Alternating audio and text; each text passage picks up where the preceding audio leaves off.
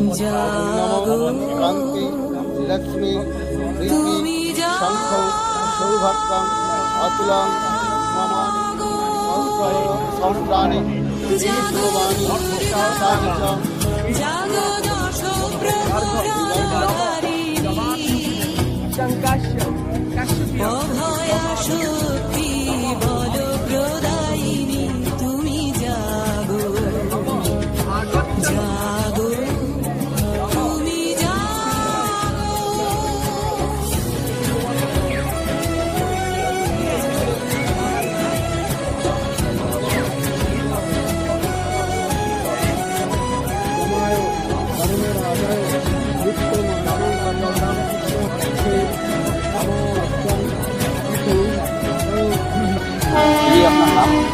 পায়েল বোস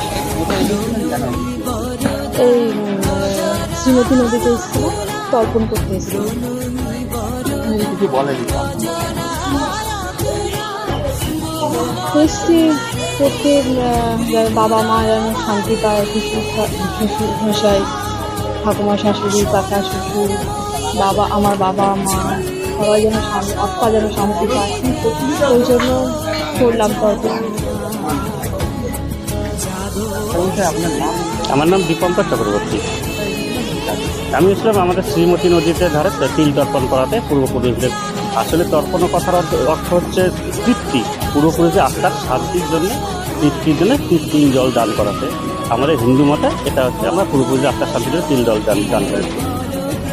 হ্যাঁ, মহালয়ার পুণ্যতিথিতে পিতৃপক্ষের আজকে অবসান হবে, দেবীপক্ষ শুরু হবে কালকে।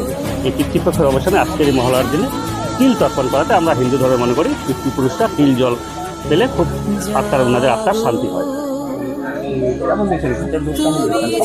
আচ্ছা, লোকজন এবার একটু কমই আছে, অন্য বাড়ির থেকে এবার একটু লোকজন কম আছে।